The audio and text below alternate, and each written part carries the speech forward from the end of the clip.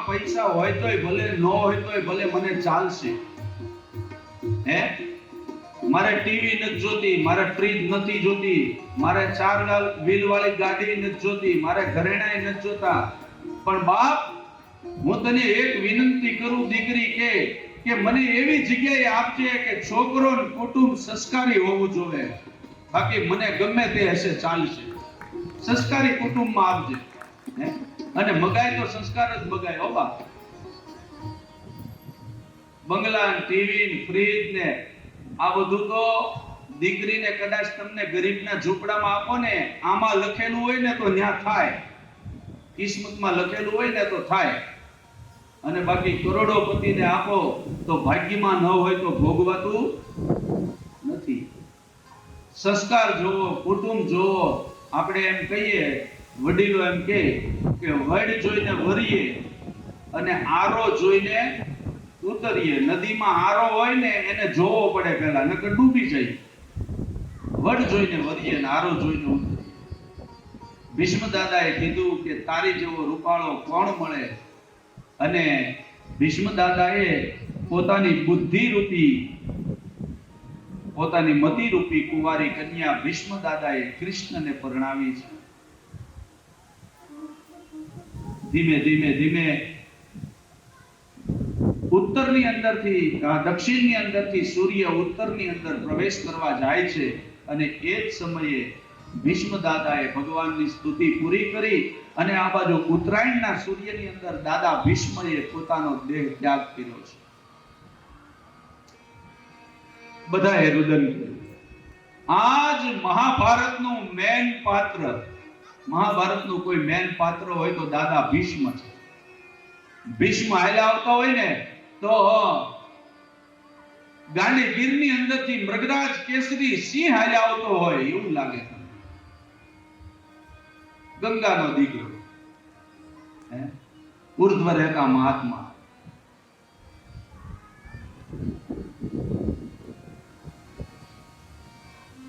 ભીષ્મ સ્તુતિ પૂરી કરી ભીષ્મ દાદાએ પોતાના અંતે પ્રાણ ત્યાગ કર્યા. અને પ્રાણ ત્યાગ કર્યા પછી એની અંત્યેષ્ટિ, અંતિમ ક્રિયા કરાવી ભગવાન કૃષ્ણ દ્વારકામાં પધાર્યા છે. વચ્ચે માં કુંતાએ ભગવાન કૃષ્ણની સ્તુતિ કરી છે. કુંતાની સ્તુતિ આવે છે. કુંતા સ્તુતિ બહુ મહાન છે, સરસ છે. પણ એક જ શ્લોક લઈ અને આપણે આગળ વધીએ. ભગવાન કૃષ્ણની માં કુંતાએ સ્તુતિ કરી છે.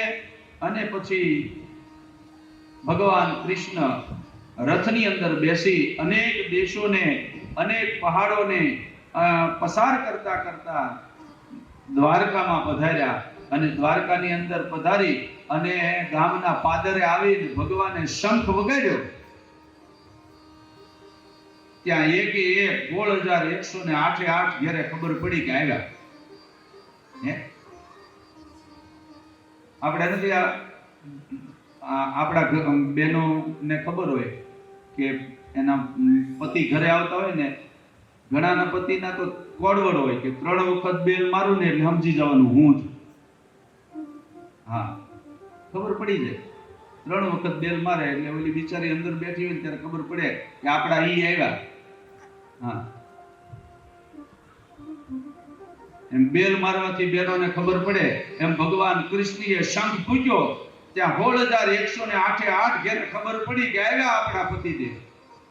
અને બધી રાણીએ એક સાથે આરતી લીધી હાથમાં સ્વાગત કરવા માટે. ઘણા સમયથી કૃષ્ણ ગયા હતા. સત્યભામા, રૂક્ષ્મણી, જામવંતી, કાલિંદી, મિત્રા, 1,108 રાણીએ હાથમાં થાળી લઈને ઉંબરા પાસે ઊભી રહી. સત્યભામા કે પહેલા મારે ત્યાં આવે તો સારું. જાંબુવંતી કે મારે ત્યાં પહેલા આવે તો સારું.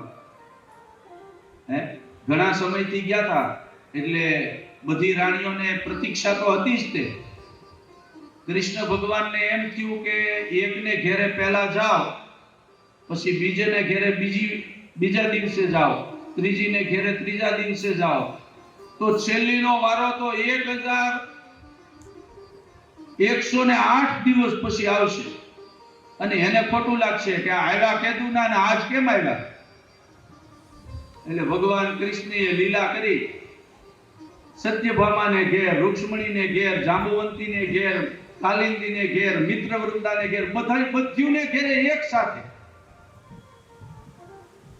બધી રાણી આરતી ઉતારે કૃષ્ણની. જય કાના કાળા પ્રભુ જય કાના કાળા, તમારી મીઠી મીઠી મોરલી વાળા, ગોપીઓના પ્યારા. આમ આરતી ઉતારતી ઉતારતી જાંબુવંતી કહે કે બીજે ક્યાંય જઈને આવ્યા કે પહેલા તમારે ત્યાં, મારે ત્યાં જ આવ્યા? બોલે હોય કાંઈ, પહેલા તમારે ત્યાં જ આવ્યો છું.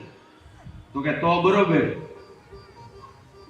રૂક્ષ્મણીએ આરતી ઉતારતા ઉતારતા ભગવાનને કીધું કે પહેલા બીજે ક્યાંય જઈને આવ્યા છો? બોલે નહીં, તમારી ઉપર જ મને પ્રેમ છે, પહેલા તમારે ત્યાં જ આવ્યું.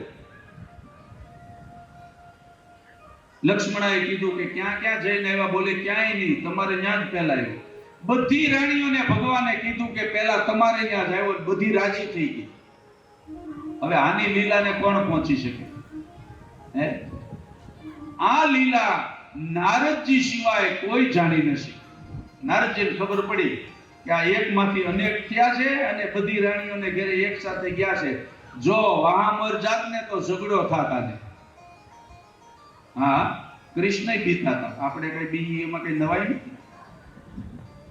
કૃષ્ણને ડર લાગતો. હા,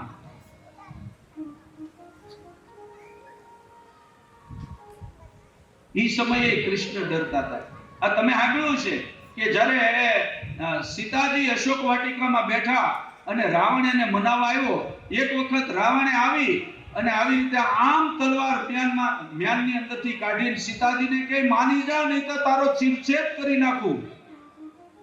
આમ તલવાર મારવા જાય ત્યાં મંદોદરી પાસે હતી. રાવણને કહે, સ્વામીનાથ, બસ અબળા ઉપર હાથ ન ઉપાડાય, તમને શોભે નહીં, તલવાર મ્યાન કરી દો. હવે રાવણ જેવો રાવણ તલવાર મ્યાન કરી દીધી. હે, મંદોદરીની આગળ રાવણની તલવાર એ મ્યાન થઈ જતી હોય તો આપણે તો કયા વાડીના મૂળા. હા, અને બહેનોની આંખમાં એવી તાકાત હોય, પુરુષ સમજી જાય કે આમ જ કહેવા માંગે છે ને એમ જ થાય.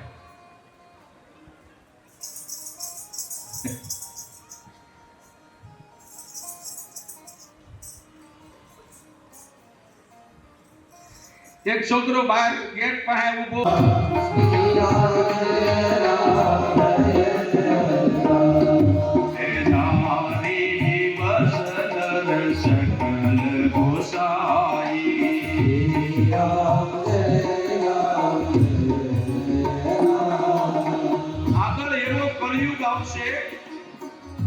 નારદજીએ તુલસીદાસજીએ લખ્યું છે કે આગળ એવો કલિયુગ આવશે કે વારે વારે દુષ્કાળ પડશે, અન્ન અને પાણીની ખેંચ વર્તાશે,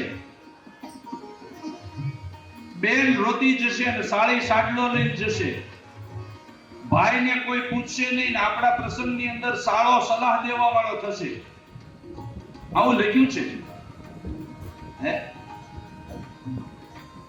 એમાં ખાસ આ એક ચોપાઈ સમજવા જેવી છે.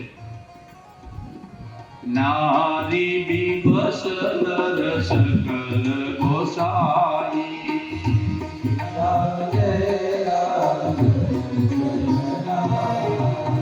નારી, બીબસ, નર, આ ત્રણનો અર્થ થાય. નારી એટલે સ્ત્રી, બીબસ એટલે વશમાં કરી લેવું, અને નર એટલે પુરુષ.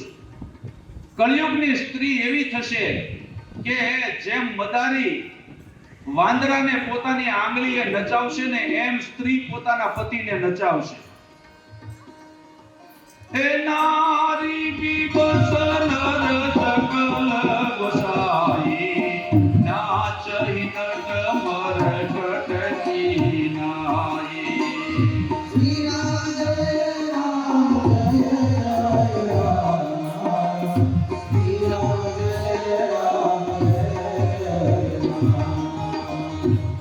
નાચહી નટ મરકટકી નાઈ. નટ એટલે મદારી, મરકટ એટલે વાંદરું.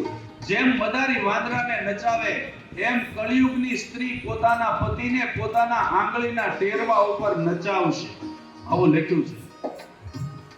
એટલે આમાં તમે મને કહો કેટલા ટકા સાચું છે? 50% સાચું પડતું હોય એવું નથી લાગતું તમને?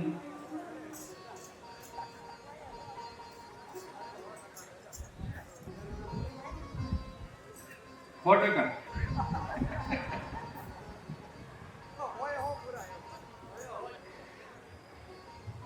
એ માં સાચું બોલ્યા 100% છે.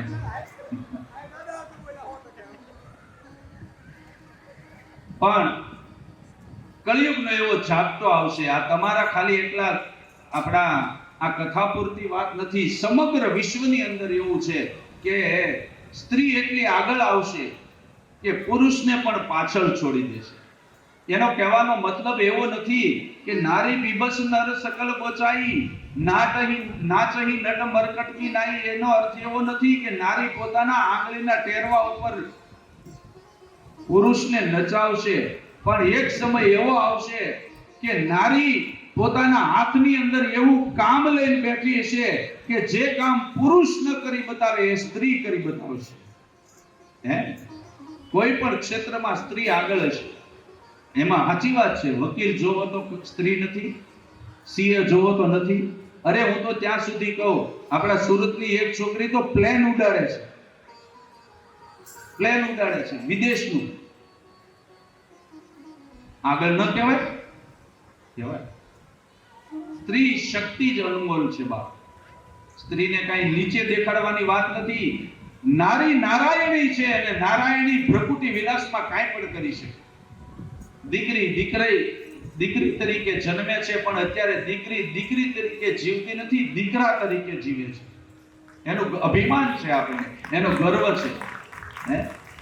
અને બાપ હું તો ત્યાં સુધી કહું કે ભલે સંતાન આપ તમે 1 કરો 2 કરો, હવે દીકરીને દીકરામાં કાંઈ ફેર નથી. ટીવીમાં આમાં તેમાં જોરાવીને પાપ કરવા કરતા દીકરી જન્મે તોય દીકરો છે, દીકરો જન્મે તોય ભગવાનની કૃપા માની અને દીકરીને વધાવી લેજો બાપ. બીજા ખોટા આપણે પાપ ન કરવા.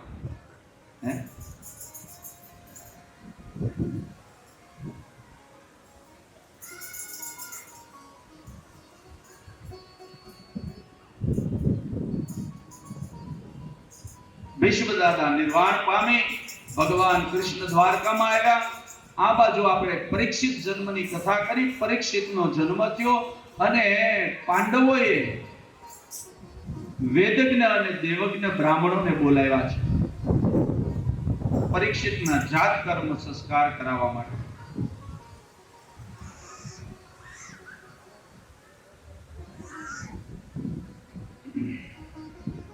જે કોઈ મહેમાનો અહીંયા પધાર્યા છે કથાના આમંત્રણને માન દઈને, એનું અહીંયા સૌંદર્ય પેલેસ સોસાયટી વતી વ્યાસપીઠ ઉપરથી આ મંડપમાં બેઠેલા તમામ મહેમાનોનું હાર્દિક સ્વાગત કરું છું. બધા તાળીઓના ગડગડાટથી મહેમાનને વધાવજો બધાને.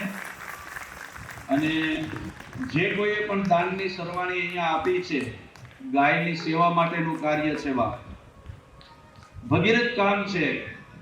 એક ગાયને પાળી ન શકીએ તો કાંઈ નહીં, પણ ગાયના ચારાની અંદર કે ગાયની સેવામાં પણ 5 રૂપિયા વપરાય ને તો ગાય માતાના પૂજનનું પુણ્ય મળશે. તો જેણે ગૌ સેવામાં દાન આપ્યું છે એને પણ એક વખત જોરદાર તાળીઓના ગડગડાટથી વધાવીએ.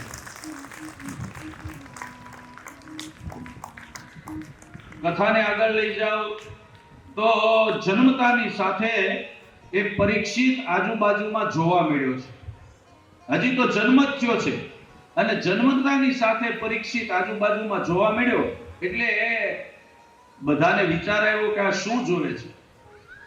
પણ હકીકતની અંદર પરીક્ષિતે ઓત્તરાના ગર્ભની અંદર જ્યારે અસ્વસ્થામાં એ સુદર્શન બ્રહ્માસ્ત્ર મેક્યું અને બ્રહ્માસ્ત્ર જ્યારે એ ગર્ભને બાળવા મળ્યું, એ સમયે ભગવાન કૃષ્ણ ઓત્તરાના ગર્ભની અંદર પ્રવેશ કરી બાળકની રક્ષા કરી. એટલે પરીક્ષિતે માના ગર્ભની અંદર બાળકને એ બાળક સ્વરૂપે ભગવાનને જોયા છે. પરીક્ષિતે માના ગર્ભમાં જ ભગવાનના દર્શન કર્યા છે. એટલે માના ગર્ભની અંદર જે દર્શન કર્યા ને એનું જ્ઞાન રહી ગયું. એ જ્ઞાનને હિસાબે ઈ જ્યારે જન્મા એટલે આજુબાજુમાં જોવા મળ્યા, વિચાર કરે છે કે માના ઉદરમાં જે દર્શન મેં કર્યા એ દર્શન મને બહાર તો ક્યાંય નથી થતા.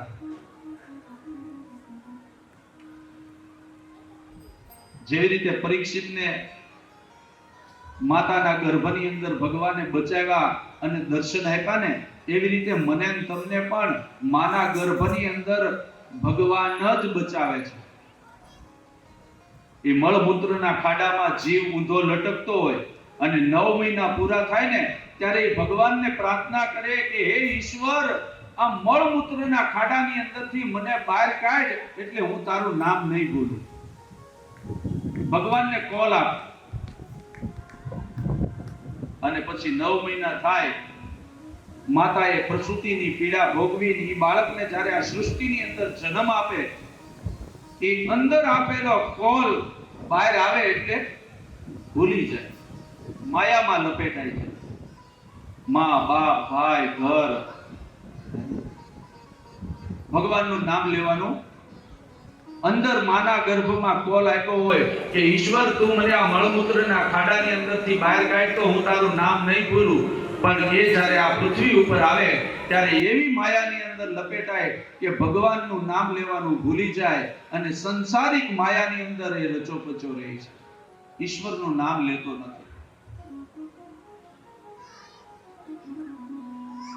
એટલે તો આપણા ભજનીકો પણ ગાય છે, જઠરાગ્નિમાં જુગતે રાખ્યો.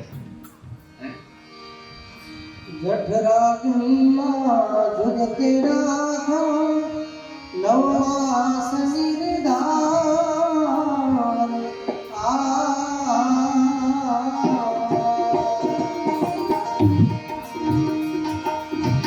જઠરાગ્નિમાં જુગતે રાખો, 9 માસ નિર્ધાર.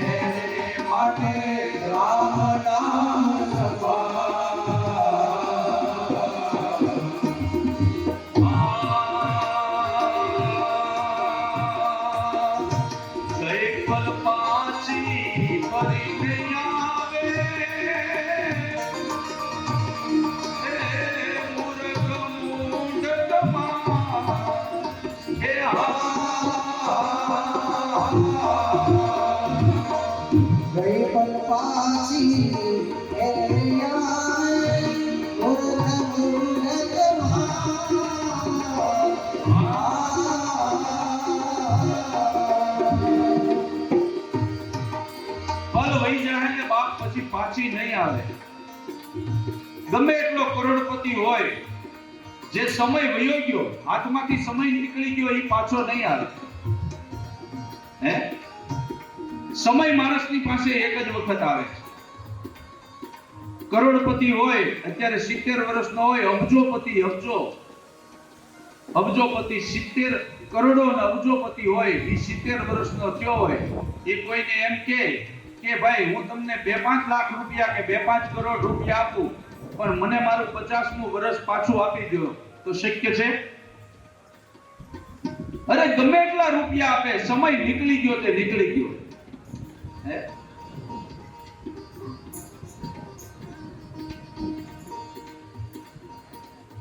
ગયે પલ પાછી ફરી નહીં આવે, મૂર્ખ મૂઢ સમા.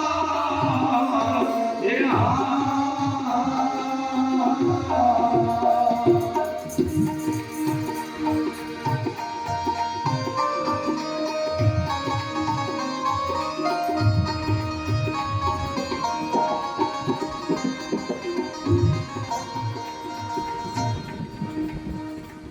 આપણી વાત જૂના જમાનાની રજવાડાની વાત છે. આપણે પેલા રજવાડા હાલતા. એ રજવાડાની અંદર એવું હતું કે અમુક પ્રાંતના અમુક રાજા હોય. આપણે ભાવનગરના કૃષ્ણકુમાર સિંહજી હતા, એવી રીતે ગોંડલના રાજા અલગ હતા, જયપુરના રાજા અલગ હતા. પેલા રજવાડા હતા. એમાં આલા ખાચર નામનો એક રાજા હતો. બની ગયેલી ઘટના છે, બહુ સાંભળવા જેવી અને સત્ય અને હકીકત બની ગયેલી ઘટના છે. એ આલા ખાચર એ રાજા એવો હતો કે એનો ડેલો ઉગાડી અને દરબાર ભરીને બેસે, અને બેસે ને એટલે ગમે તે ભિક્ષુક આવે એટલે એના ખજાનાની રાજ ખજાનો હતો. એ ખજાનાની અંદર હાથ નાખી અને જેટલું મળે એટલું દાન આપી દે. એ પછી હાથમાં એમ ન જોવે 5 રૂપિયા છે કે 50 છે, આમ આવી રીતે હાથ નાખે, હાથ નાખી અને હાથમાં જેટલા આવે એટલા દાનમાં આપી દે. અને એ આલા ખાચર એટલો મોટો દાનવીર હતો કે આજુબાજુના પંથકમાં આલા ખાચરનું નામ પ્રખ્યાત થઈ ગયું. ભિક્ષુક આવ્યા જ કરે, આલા ખાચર આપ્યા જ કરે, ભિક્ષુક આવ્યા જ કરે, આલો ખાચર આપ્યા કરે. એમાં ભિક્ષુક જે છે ને એ પણ વધવા મળ્યા. રોજ 5 આવતા, એને બદલે 10 આવવા મળ્યા, એને બદલે 15 આવવા મળ્યા. હવે 15 આવે તો પણ આલા ખાચર દાન દેવામાં પાછી પાની નથી કરતો. આ સત્ય ઘટના બની ગઈ છે. આલા ખાચરને આટલું દાન દેતા જોઈ અને એ રાજ્યનો દીવાન જે ખજાનો સંભાળે, એ દીવાન એક વખત આલા ખાચર એકલા બેઠા છે અને આલા ખાચરની પાસે જઈ 2 હાથ જોડી અને જયજીવ કરીને ઉભા રહ્યા. પ્રણામ મહારાજા. ત્યારે આલા ખાચરે દીવાનને કહ્યું છે કે બોલો, શું કામ આવ્યા છો? ત્યારે દીવાને આલા ખાચરને કીધું કે બાપજી, અવિવેક થતો હોય તો ક્ષમા કરજો, પણ એક વિનંતી કરવા આવ્યો છું. શું કીધું? એક વિનંતી કરવા આવ્યો છું. આલા ખાચર કે બોલો. ત્યારે કીધું આલા ખાચરને પહેલા દીવાને કે તમે દાનવીર છો, દાન આપો છો અને તમને ભગવાને આપ્યું છે, તમે આપો છો, એની સામે મને કાંઈ વાંધો નથી. પણ હવે તો ભિક્ષુક પણ વધવા મળ્યા છે અને તમે દાન દઈ દઈને આપણો રાજનો ખજાનો પણ હવે તળિયે પહોંચવાની તૈયારીમાં છે. હવે તમે હાથ ટૂંકો રાખો તો સારું. શું કીધું? હાથ હવે તમે ટૂંકો રાખો તો સારું, એટલે ટૂંકમાં ઓછું આપો એમ. આવું કહી અને પછી દીવાને એને ટોન માર્યો, ટકોર કરી. હું કીધું બાપજી, ગોળ હોય ને ત્યાં તો માખ્યું આવે જ તે. હું કીધું ગોળ હોય ત્યાં માખ્યું આવે જ તે. આલા ખાચર સમજી ગયો. દીવાનનું કહેવાનું એમ હતું કે તમે આપો છો એટલે માગવા વાળા આવવાના જ છે, પણ એમ ન કીધું તમે આપો છો એટલે માગવા વાળા આવવાના છે. એને ટકોર કરવા હાટું એમ કીધું કે ગોળ હોય ને માખ્યું આવવાની જ છે. આલા ખાચર કાંઈ બોલ્યા નહીં, બોલે કાંઈ વાંધો નહીં. સાંજ પડી પણ આલા ખાચરને ચેન ન પડી. પેલો ટોન મગજમાં ઘૂમ્યા કર્યો, ગોળ હોય ને માખ્યું આવે, ગોળ હોય ને માખ્યું આવે. એ દીવાન એને ઘેરે વહી ગયો, વાળો કરીને હોઈ ગયો. બરાબર રાતના 11 વાગ્યા અને આલા ખાચર પથારીની અંદર ઊંઘ નથી આવતી ને ઊભો થઈ ગયો. બીજા એક માણસને બોલાવ્યો કે અહીંયા આવ. બોલો માણસ ધ્રુજતા આવ્યો. આલા ખાચરને કે બોલો બાપજી, હુકમ. બોલે ગોળની ભેલી લાવી દે. હું કીધું ગોળની ભેલી લાવી દે. હવે ઓલા એક પ્રશ્ન ન કર્યો. રાજા છે એને કઈ થોડું કહેવાય કે તમે હુકમ મગાવો છો એમ. એ તો ગોળની ભેલી લેવો, એની ઉપર કપડું ઢાંકી દીધું અને પછી કીધું કે જા જલ્દી દીવાનને ફટાફટ બોલાવીને લાવ. પેલો રાજકારણનો જે બીજો માણસ હતો દોડતો દીવાન પાસે ગયો. દીવાનના ઘરની ડેલી ખખડાવી. દીવાન ઊભા થયા. એ બોલો તો કે રાજા બોલાવે છે. દીવાનને એમ કે અત્યારે રાતના 12 વાગે મને શું કામ બોલાવતા હશે? દીવાન આમ ઉતાવળે પગે દોડતો દોડતો આવી આલા ખાચર જે રૂમમાં ઊભા છે, જે કમરામાં, ત્યાં આવીને જય જીવ કરીને બે હાથ જોડી પ્રણામ કરીને ઊભા રહ્યા. આલા ખાચરને કે બાપજી અત્યારે બોલાવવાનું કારણ? બોલે હા. બોલે તમે કાલે શું મને કીધું? બોલે બાપજી અવિવેક થતો હોય તો ક્ષમા કરો, પણ મેં એમ કીધું કે ગોળ હોય ને માખ્યું તો આવવાની જ છે. ત્યાં આલા ખાચરે કીધું બોલા ટેબલ ઉપર કપડું પીડ્યું ને એને હટાવો. એ ટેબલની ઉપરથી દીવાને કપડું હટાવ્યું, ત્યાં ગોળની ભેલી પડી હતી. આલા ખાચરે દીવાનને કીધું કે દીવાન આ ગોળ પીડ્યો છે, માખ્યું લાવી દો. હું કીધું ગોળ પીડ્યો છે, માખ્યું લાવી દો.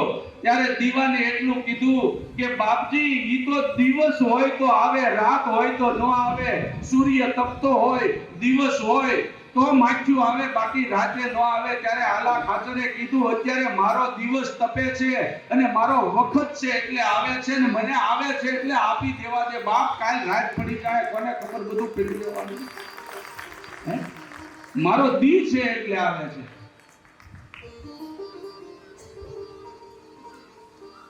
એટલે તો કવિ કાગે લખ્યું છે જીતારા આંગણિયા એ પૂછીને જે કોઈ આવે રે આવકારો મીઠો આપલે હો જી જીતારા આંગણિયા પૂછીને કોઈ આવે આવકારો મીઠો આપલે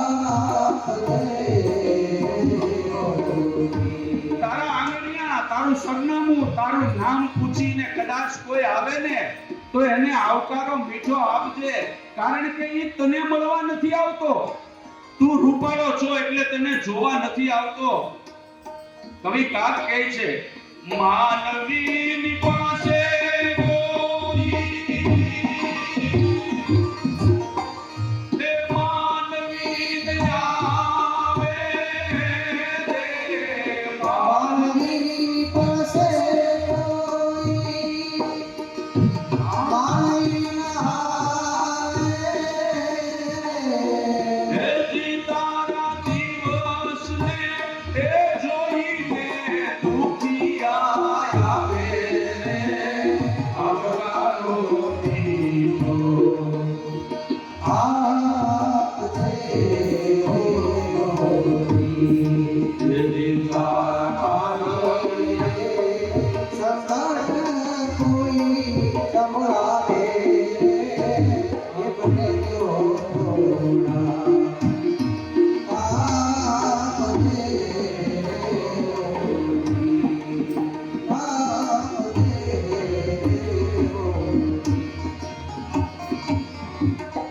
કવિ કાગ કહે છે કે માનવીની પાસે કોઈ માનવી ન આવે, પણ તારા દિવસને જોઈને તને ભગવાને સારો દિવસ આપ્યો છે, તારી પાસે 5 રૂપિયા છે ને એટલે આવે છે. એને આવજે, એને આવકારો આપજે બાપ. એકનો એક દિવસ માણસનો બેસી નથી રહેતો.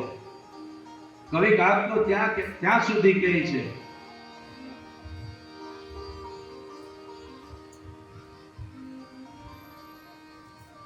કે વાત એની સાંભળીને આડું નામ જોજે રે વાત.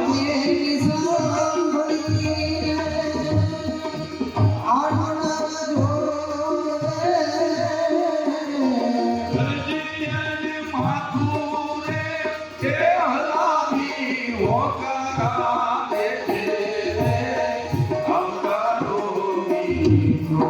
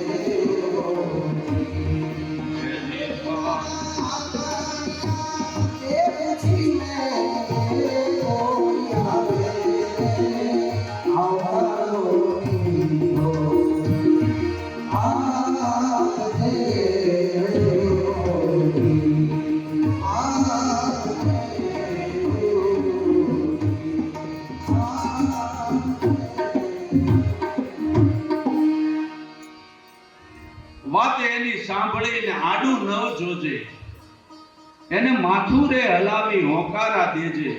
આપણે ઘરે કોઈ આવ્યો હોય ને તો આનો બરાબર આપણે વાત સાંભળવી પડે. હે અત્યારે તો ટીવી આવી ગયા ને, મહેમાન બેહીને વયા જાય તો આપણને ખબર ન હોય ક્યારે હેગા ને ક્યારે વયા ગયો. એની વાત સાંભળવાની તો વાત બાજુ ઉપર. પહેલા મહેમાનોને માન હતા, અત્યારે માન તો છે પણ સમય કોઈ પાસે નથી. એમાંય અત્યારે તો મોબાઈલ એવા છે ને તો બાપ દીકરો અને ઘરના સભ્યો તે અલગ અલગ થઈ ગયા. એક ઘરમાં 10 બેઠા હોય પણ 10 બીજા હારે બહાર વાતો કરતા હોય મોબાઈલ. ઘરમાં કોઈ વાત ન કરે. અત્યારે દોસ્તારો વધ્યા છે પણ જોયા ન હોય ને એવા, જેને જિંદગીમાં જોયા ન હોય પણ ફ્રેન્ડશિપ ઉપર દોસ્તી હોય. ફેસબુક, હે અરે ફેસબુક ની દોસ્તીને રાખમાં નાખવી. આપણી બાજુમાં ઊભો ઈ આપણો મિત્ર. मित्र हेड़ा कीजिए सोचे पीर फकीर, इस तन में कांटा चुभे तो इस तन में हो पीर. તમને તકલીફ પડે તો એને પહેલા પડવી પડે, એ મિત્ર કહેવાય. આ તો પાર્ટી આપો ત્યારે પહેલો હોય અને કામકાજ કે કોઈ પણ દુઃખનો સમય હોય ત્યારે મોઢું ન બતાવે, એવા મિત્રને હું કરું. આજ દિવસ છે ને એટલે આવે છે. સુખદેવજી મહારાજ શૌનકજીને સુતપુરાણી કથા કરતા કહે છે કે દેવજ્ઞ અને વેદજ્ઞ બ્રાહ્મણોને બોલાવી અને રાજા પરીક્ષિતનું નામકરણ સંસ્કાર કરાયો છે. એ આજુબાજુમાં જોવા લાગ્યો, મેં જેના દર્શન અંદર કર્યા એ બહાર ક્યાંય દેખાતા નથી, માયાની અંદર વિકળાઈ ગયો છે. પાંડવોએ બ્રાહ્મણોને બોલાવી અને પરીક્ષિતના નામકરણ સંસ્કાર કરતા કહ્યું છે. બ્રાહ્મણો કહે છે કે હે ધર્મરાજ, આ તમારો દીકરો દશરથથી રામ જેવો થશે. શરણાગત વત્સલ શિબી રાજા જેવો શરણાગત વત્સલ થશે. યયાતિ જેવો ધાર્મિક થશે. રંતી દેવ જેવો ઉદાર થશે, દાતાર થશે. મૃગેન્દ્ર જેવો વિક્રાંત થશે.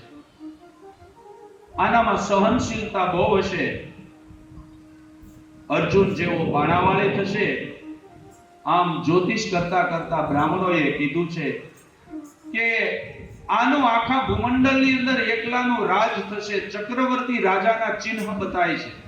આ તમારો દીકરો મોટા મોટા ધર્મ યજ્ઞો કરશે, બ્રાહ્મણોની, ઋષિ મુનિઓની, સાધુ સંતોની સેવા કરશે અને ગરીબના આંસુ લૂછશે. તમારો દીકરો બહુ પરાક્રમી રાજા થશે. આ ભૂદેવો પરીક્ષિતનું જ્યોતિષ કરે છે અને પછી કીધું છે કે ભૂદેવ, મારા દીકરાનું આગળનું ભવિષ્ય કયો? ત્યારે બ્રાહ્મણોએ કીધું છે કે હે ધર્મરાજ, આ તમારા દીકરાનું 8મું સ્થાન, કુંડલીનું 8મું સ્થાન થોડું વક્રી છે. બોલે એટલે? બોલે અમે કહીએ તમે સાંભળો. આનું મૃત્યુ કઈ રીતે થશે એ તમે સાંભળો. તક્ષકાત દાત્મનો મૃત્યુ દ્વિજ પુત્રો પસર્જિતા. આ તમારા દીકરાને બ્રાહ્મણનો શ્રાપ લાગશે અને તક્ષક નાગના દંશથી એનું મૃત્યુ થશે. આવું જ સાંભળ્યું એટલે પાંડવોને અતિશય દુઃખ થયું છે. પાંડવો એકદમ ચિંતિત થવા લાગ્યા. એને પરીક્ષિતના મોતનું કીધું, એનું દુઃખ ન થયું. બ્રાહ્મણોને કીધું કે કાંઈ વાંધો નહીં, કદાચ સર્પના દંશથી મૃત્યુ થશે એ મને મંજૂર છે, પણ તમે એમ કીધું કે બ્રાહ્મણોના શ્રાપને હિસાબે આનું મૃત્યુ થશે, તો અમારા કુળમાં તો બ્રાહ્મણોની પૂજા થાય.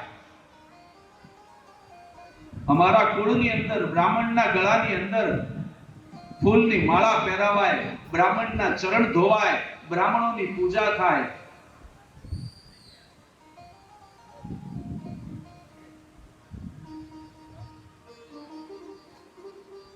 એટલે શું આ અમારો દીકરો બ્રાહ્મણનો અપરાધ કરશે? અને બ્રાહ્મણોએ કહ્યું છે કે આનું મૃત્યુ સર્પદંશથી ચોક્કસ થશે, પણ અમે તો એને આશીર્વાદ આપીએ છીએ કે તમારો દીકરો સર્પદંશથી મૃત્યુ થશે, પણ એક મહાન ઋષિના ચરણમાં જશે અને ભગવત ભક્તની કથા સાંભળી અને અંતકાળે મોક્ષ પામી જાય અને બીજો જન્મ નહીં લેવો પડે, એનો મુક્તિ થઈ જાય. હે આવી રીતે જ્યોતિષ કર્યું અને બ્રાહ્મણોને ઘણું બધું ધન આપી સંતોષ પમાડી પાંડવોએ બ્રાહ્મણોને વિદાય કર્યા. આ બાજુ તક્ષક છે, પરીક્ષિત છે તે મોટા થવા લાગ્યા. ધર્મરાજ રોજ રાજ કરવા માટે જાય છે હસ્તિનાપુરમાં. એમાં આ બાજુ જ્યારે કૌરવોનો પરાજય થયો ત્યારે ધૃતરાષ્ટ્ર અને ગાંધારી જે એકલા પડી ગયા હતા એ પાંડવોની ભેગા રહી છે. દુર્યોધને તો કુંતાને અને પાંડવોને બહુ દુઃખ આપ્યું, પણ જ્યારે દુર્યોધન અને કૌરવોનું આખું કુળ નાશ પામ્યું ત્યારે ધૃતરાષ્ટ્ર અને ગાંધારી બંને આંખે અંધ છે, એની સેવા પાંડવો કરે છે. જેના દીકરાએ દુઃખ આપ્યું ને એના મા બાપની સેવા પાંડવો કરે છે. અને વિદુરજી જ્યારે કુરુક્ષેત્રના મેદાનનું યુદ્ધ થયું ત્યારે વિદુરજી ઘરે નહોતા, યાત્રા કરવા માટે ગયા હતા. એ વિદુરજી યાત્રા કરીને ઘરે આવ્યા અને ખબર પડી કે કુરુક્ષેત્રના મેદાનમાં યુદ્ધ થયું, કૌરવોનો પરાજય થયો, પાંડવોનો વિજય થયો અને ધૃતરાષ્ટ્ર અને ગાંધારી પાંડવોની સાથે રહી છે, આવી ખબર પડી.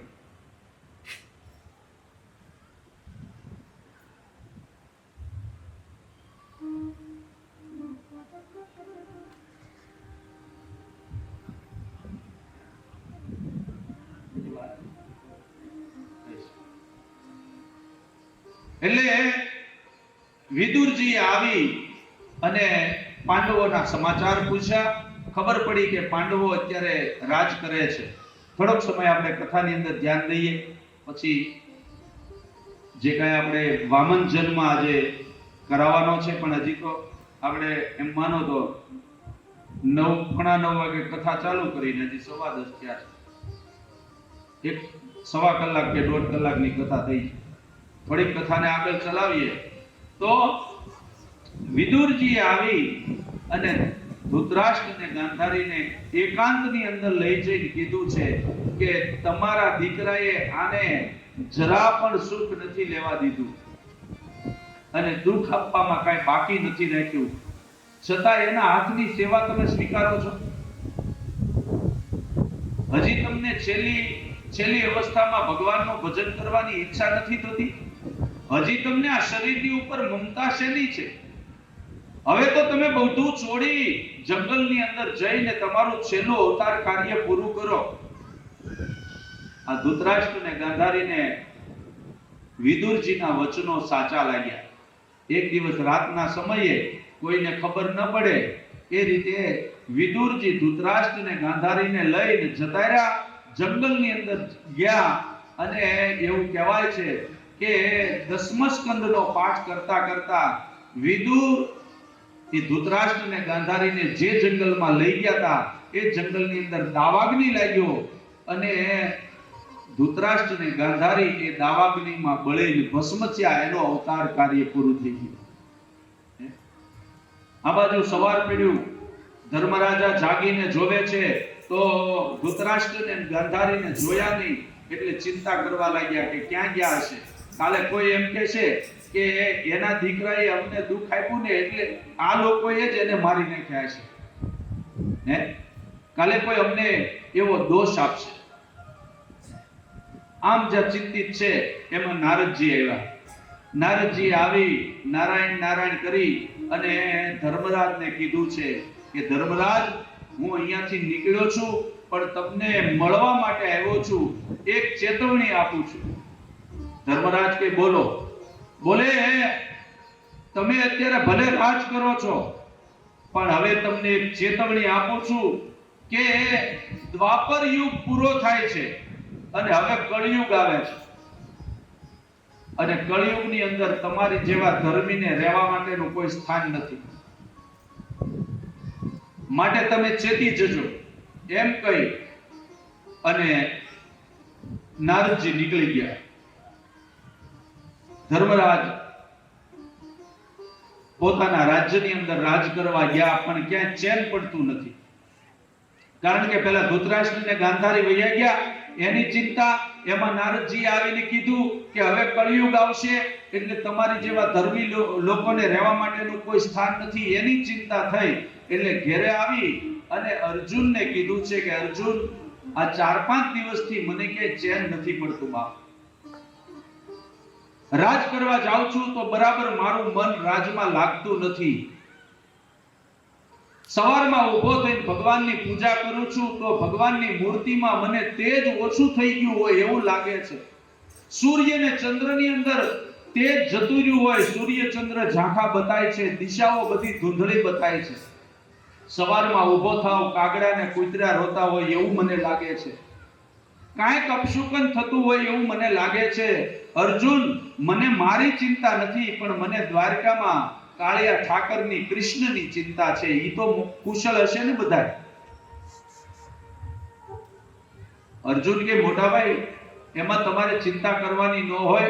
બોલે નહીં, મને કૃષ્ણની ચિંતા છે. અર્જુન, તું એક કામ કર, રથ લઈને દ્વારકા જા, દ્વારકાનાથના સમાચાર પૂછી ઝટ પાછો આય.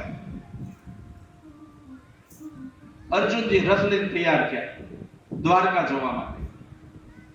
આ બાજુ અર્જુનજી નીકળતા એટલે ધર્મરાજે કીધું કે અર્જુન, મને કૃષ્ણના પરિવારની ચિંતા થાય છે બાપ. વધારે પડતો સમય તું દ્વારકામાં રોકાતો નહીં, જલ્દી પાછો વઈ આવજો. અને પછી અર્જુનજી રથ લઈને નીકળ્યા. ધીમે ધીમે દ્વારકા તરફ જાય છે. અને આ બાજુ ધર્મરાજ પોતાનું રાજ કરવા જાય. અનેક ધર્મરાજાએ કળિયુગના ચિહ્નો જોયા છે. બે માણસને ઝઘડો કરતા જોયા. ધર્મરાજાએ ઝઘડો નહોતો જોયો. એક માણસને ચોરી કરતો જોયો. ધર્મરાજે કોઈ દિવસ ચોરી નહોતી જોઈ. એક ઘરના દરવાજા ઉપર તાળું જોયું. તે દિવસે કોઈએ તાળું નહોતા મારતા. ધર્મરાજે પૂછ્યું કે આ શું? બોલે તાળું. બોલે તાળું શું કામ મારો? બોલે ચોરી ન થાય એટલે. ધર્મરાજા કહે ચોરી એટલે શું મને ખબર નથી પડતી, ના તાળું લગાવ્યું તમે? ત્યારે ધર્મરાજાને ખબર પડી કે નારદજીએ કીધું છે એ મુજબ દ્વાપર પૂરો થઈ ગયો છે, કળિયુગના એંધાણ આવી ગયા છે. એક વખત ધર્મરાજા ઉદાસ થઈને પોતાના ઓટલા ઉપર બેઠા બેઠા રુદન કરે છે, રડે છે. એમાં ભીમે આવીને કહ્યું કે મોટા ભાઈ, શું કામ રડો છો? તમારું રડવાનું કારણ? તો ધર્મરાજાએ કીધું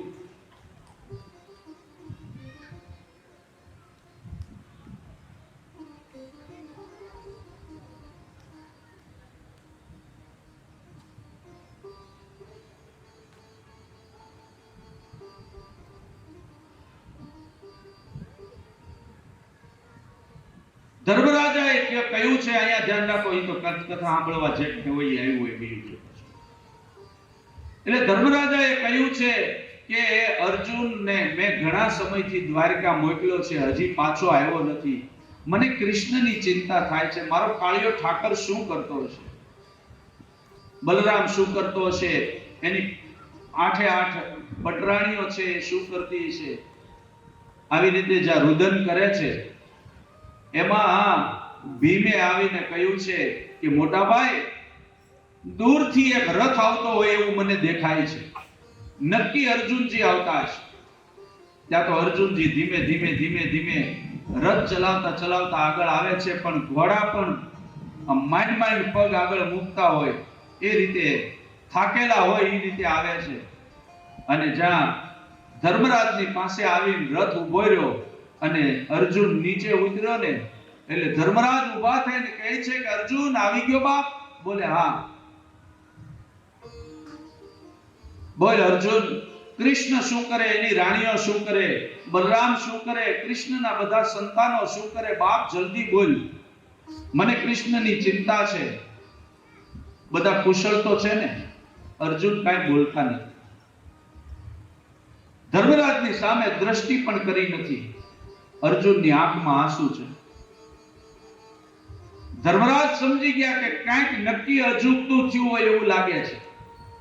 અર્જુનને કહે છે, અર્જુન જલ્દી બતાય બાપ, કૃષ્ણના સમાચાર સાંભળવા માટે ક્યારનો આતુર છું. હવે તું ક્ષણ માત્રની કદાચ વાર લગાડીશ ને તો કદાચ મારો પ્રાણ નીકળી જશે. ધર્મરાજે આવું કહ્યું ને એટલે અર્જુને કીધું કે મોટા ભાઈ, હું કૃષ્ણના સમાચાર પૂછો છો ને તમને આપું છું તો તમારું કાળજું કઠણ રાખજો. તમે સાંભળી શકશો? બોલે જટ બતાય. મોટા ભાઈ, તમે જેના નામ લઈ લઈને સમાચાર પૂછો છો ને મોટા ભાઈ, આ દુનિયામાં અત્યારે કોઈ નથી રહ્યું. દ્વારકા જળમાં ડૂબી ગઈ છે. 56 કોટી યાદવો બાંધી બાંધી ઝઘડો કરી દેહ ત્યાગ કર્યો અને ભગવાન કૃષ્ણએ પ્રાચીના પીપળા હેઠે ભીલનું બાણ ખાઈને પોતાનો દેહ ત્યાગ કર્યો છે. ભાઈ, કૃષ્ણ આ સંસારમાં નથી રહ્યા. કુંતા આવીને પૂછે, અર્જુન શું કીધું બાપ? મારો કાળિયો ઠાકર આ દુનિયામાં નથી રહ્યો. હવે અમે કોને જમાડશું? ગોવિંદ, હવે અમારી લાજ કોણ રાખશે? મારા દીકરાને ઝેરની અંદર લાડુની અંદર ઝેર નાખીને મારી નાખતી વખતે બચાવનાર, મારી પુત્ર વધુની લાજ બચાવનાર, મારા દીકરાને લાક્ષાગ્રહની અંદરથી બચાવનાર કાળિયા ઠાકર બાપ, તું મૂકીને વયો ગયો અમને? કુંતા ચોધાર આંસુએ રડ્યા છે. હે ગોવિંદ, હે કૃષ્ણ, તારી વગર હવે અમે કોની પૂજા કરીએ બાપ? આમ અમને ગરીબને એકલા મૂકીને જતો રહ્યો બાપ. કુંતાની આંખમાંથી શ્રાવણને ભાતકો વહે છે. એમાં અર્જુને કહ્યું કે મોટા ભાઈ, દ્વારકા ડૂબી ગઈ, કૃષ્ણનું આખું ખાનદાન સ્વધામ જતું રહ્યું, પણ મોટા ભાઈ હું ઈનો ઈ અર્જુન કુરુક્ષેત્રના મેદાનની અંદર મેં અનેક દુશ્મનોનો ખાત્મો બોલાવી દીધો. જ્યાં સુધી મારું ગાંડીવ મારા ખભા ઉપર હોય ત્યાં સુધી કાળની પણ તાકાત નથી મારી સામે આવી શકે. મોટા ભાઈ, હું ઈનો ઈ જ અર્જુન, ઈનો ઈ જ મારી પાસે ધનુષ. મોટા ભાઈ, હું આવતો ને તો રસ્તાની અંદર કાબા મને લૂંટી ગયા, હું કાંઈ ન કરી શક્યો. કાબાએ મને લૂંટી ગયા, મારાથી કાંઈ ન થયું. અર્જુનજી રુદન કરવા લાગ્યા. આપણે કહીએ ને, સમય સમય બલવાન હૈ અને નહીં પુરુષ બલવાન. કાબે અર્જુન લૂટિયા વોહી ધનુષ વોહી મન. કાબાએ લૂંટી લીધો અર્જુન. ત્યારે ધર્મરાજને લાગ્યું કે હવે આ પૃથ્વી ઉપર રહેવાય નહીં. હવે આપણે પરીક્ષિતને રાજ સોંપી અને હેમાળે હાડ ગાળવા વયા જઈએ. એ પરીક્ષિતને યોગ્ય સમજી હસ્તિનાપુરનું રાજ તિલક કરી પાંચેય પાંડવો અને દ્રૌપદી ધીમે ધીમે ધીમે ધીમે ધીમે હેમાળાને માર્ગે જાય છે.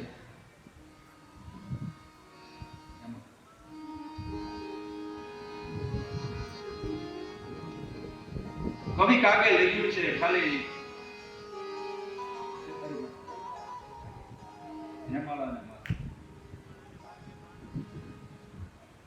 કવિ કાગે લખ્યું છે, ખાલી બે કડી બોલું છું કે હેમાળાને માર્ગ રે હે એવા પાંડવ એ જે દિહાલિયા.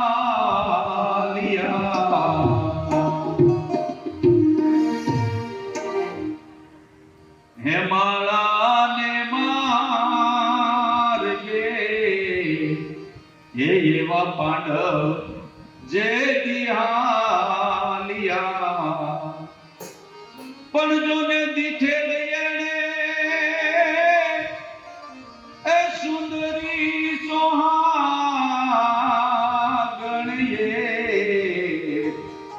એને આભ કેરાઓડણા અને પાણીડાના પેરણા. હેમાળા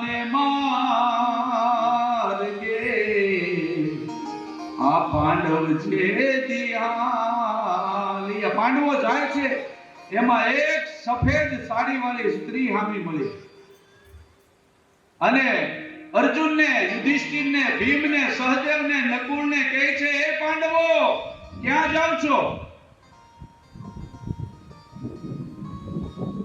તમે આટલા આટલા અભિમાન કરી આટલા ગર્વ કરી તમે ફરતા હતા, અત્યારે ક્યાં ચાલ્યા તમે? મને ઓળખી હું કોણ છું તે? અને પછી સુંદરી બોલે છે, સ્ત્રી અર્જુનને કહે છે કે બાણ ક્યાં મેલ્યા તમારા, માથાના મુકુટ ક્યાં મેલ્યા? અર્જુન, તને તારા ગાંડી ઉપર એટલો ગર્વ હતો, એ બાણ ક્યાં ગયું તારો? અને ધર્મરાજ, તમે જે મુકુટ પહેરી અને રાજ કરવા માટે જાતા હતા, તમને રાજ્યનો મદ લઈને મુકુટ પહેરીને જાતા હતા, એ તમારો મુકુટ ક્યાં? બાણ ક્યાં મેલ્યા તમે, તમારા મુકુટ ક્યાં મેલ્યા? પણ તમારા રથડા એ ક્યાં મેલ્યા? ભારત જીતનાર હેમાળાને મારજે, એ એવા પાંડવ જે દિહાલિયા. તમારો રથ ક્યાં? તમે મને ઓળખી હું કોણ છું તે? પેલી સ્ત્રી કહે છે. પાંડવોએ બે હાથ જોડ્યા એટલે સ્ત્રીએ કીધું કે ન ઓળખી હોય તો હું તમને મારો પરિચય આપું. પેલી સ્ત્રી કહે, ધર્મરાજ, હું પૃથ્વી છું. હું કીધું, હું ધરતી છું. તમે આટલા ગર્વ કરીને આ મારું હસ્તિનાપુર, આ મારું રાજ, આ મારું પાટ, આ બધું મારું કરો છો ને, પણ હું સ્ત્રી છું, હું ધરતી છું. હું તમને કહું છું કે આજ સુધીમાં હું કોઈની થઈ નથી, કોઈની થવાની નથી. આજે હું તમારી પાસે હતી, ગઈકાલે બીજા કોઈની પાસે હતી, ને આવતીકાલે હું બીજા પાસે વહી જવાની છું. હે, ગર્વ કોઈનો રહેતો નથી બાપ. આજ આપણી પાસે જે બંગલો છે ને, કાલ બીજાની પાસે હોઈ શકે. આજ આપણી પાસે જેટલા રૂપિયા છે ને, તમારા ખીચાની અંદર ખાલી એટલું જ કહું, અત્યારે જે તમારા ખીચામાં 500 ની કે 1000 ની કે 500 ની 50 ની નોટ પડી છે ને, એ અત્યારે તમારી પાસે છે, ગઈકાલે બીજા કોઈ પાસે હતી, અને આવતીકાલે કોઈ બીજાના ખીચામાં વહી જાય. હે,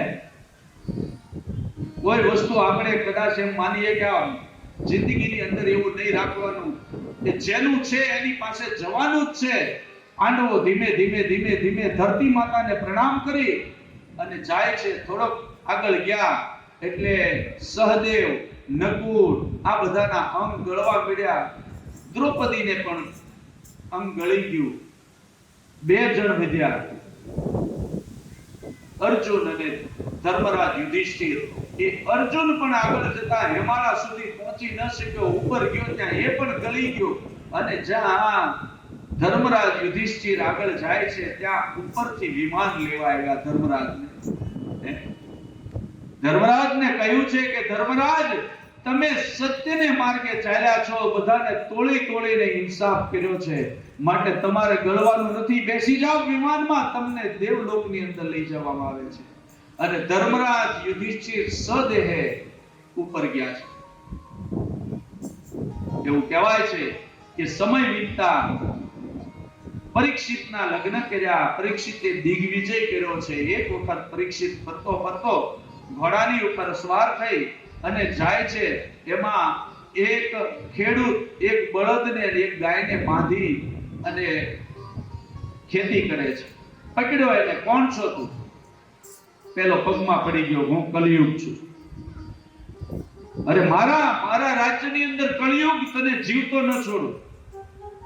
પરીક્ષિત કલિયુગને મારવા માટે જાય છે. કલિયુગે પગ પકડી લીધા. બોલે, મને ક્ષમા કરો.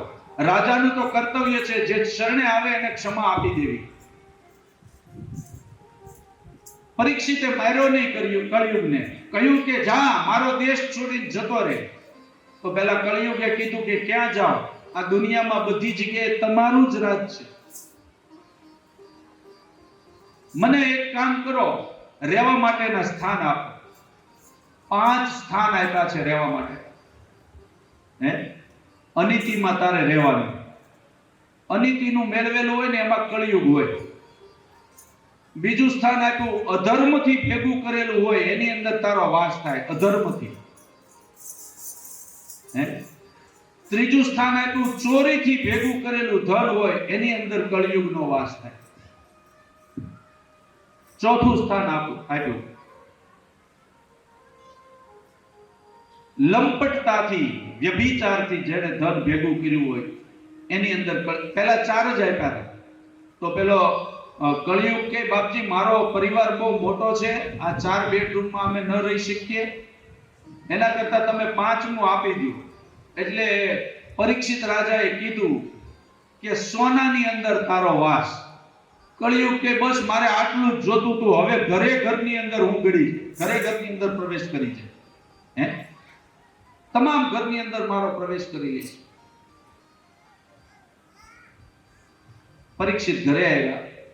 2-3 દિવસ થયા. પરીક્ષિત મૃગયા કરવા માટે જાય છે. એમાં પોતાના બાપ દાદાના બંધ મકાનના ઓરડા હતા. એક ઓરડો, બીજો, ત્રીજો, એમ 5મો ઓરડો ખોલ્યો. એમાં એક પટારો હતો અને પટારો હતો એ ખોલ્યો એટલે એની અંદરથી સોનાનો મુકુટ નીકળ્યો. પરીક્ષિત પણ રાજા છે એટલે પરીક્ષિતે સોનાનો મુકુટ હતો એ પોતાના માથા ઉપર કેવો લાગે એ જોવા માટે પોતાના મસ્તક ઉપર મૂક્યો. એ મુકુટની અંદર કળિયુગનો વાસ હતો. એ મુકુટ કોનો હતો? જરાસંઘનો હતો. અને ભીમે જરાસંઘને મારી અને એ મુકુટ લઈ લીધો અને પોતાના ઘરના પટારામાં હતાડેલો. ભીમે મારીને અનિતિથી લીધેલો મુકુટ હતો એની અંદર કળિયુગનો વાસ હતો.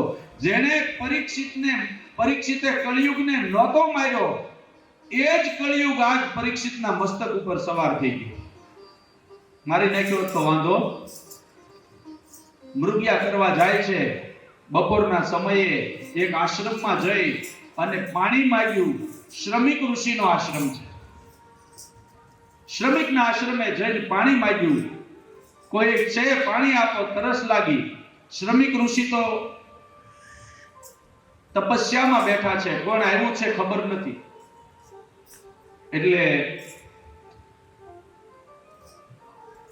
પરીક્ષિતે જોયું કે ઋષિ બેઠા, હું રાજા છું, મને સ્વાગત કરવું પડે, એને બદલે ઋષિએ મારું અપમાન કર્યું.